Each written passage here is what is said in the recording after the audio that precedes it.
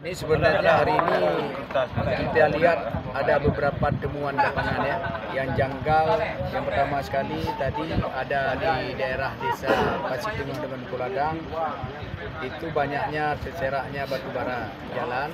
Malahan juga tadi ada beberapa anak santri yang menyampaikan kepada kita keluhan-keluhannya. Mungkin keluhan-keluhannya nanti akan kita sampaikan dalam forum waktu dengan pendapat dengan pihak usaha.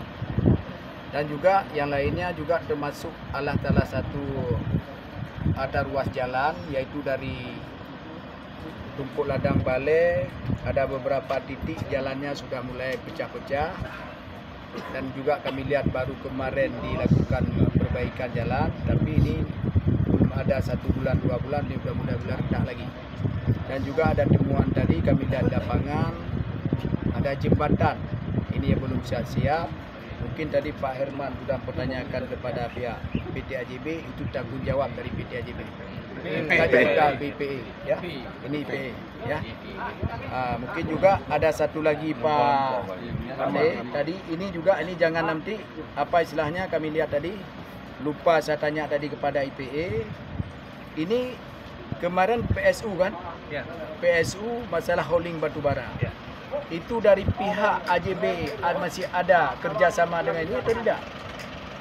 Kalau yang sekarang untuk legalnya Masih.